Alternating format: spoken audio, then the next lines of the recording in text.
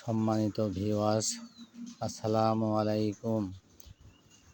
আমার অপরাজিতা ছাদ বাগানে সবাইকে স্বাগতম। আজকে আমার ছাদ বাগানে ড্রাগনের 18টি ফুল এসেছে। ফুলগুলো দেখতে অত্যন্ত, এই ড্রাগন ফল এপ্রিল মাস থেকে ধরা শুরু করে সেপ্টেম্বর অক্টোবর পর্যন্ত ধরতে থাকবে।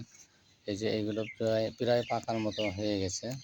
তারপরে এগুলো কয়েকদিন আগে ধরলো, আবার ফুল এসেছে, ফুলেও আছে। তার মানে চলমান প্রক্রিয়া। আমি এই গাছ থেকে সবসময়ই কিন্তু ফল পেতে থাকবো। এপ্রিল থেকে শুরু করে সেপ্টেম্বর অক্টোবর পর্যন্ত ফল দেয় এই গাছ।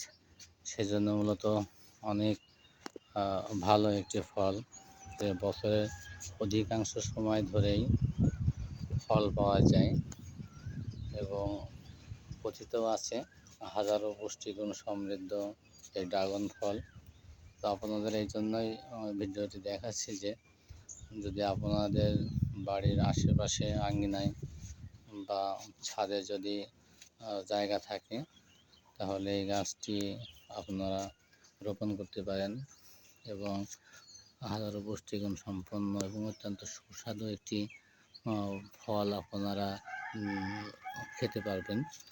অনেকেই আবার বলেন যে এই ড্রাগন ফল খেতে স্বাদ না, দেখছেন এগুলো অল্প দিনের ভিতরে পেকে যাবে।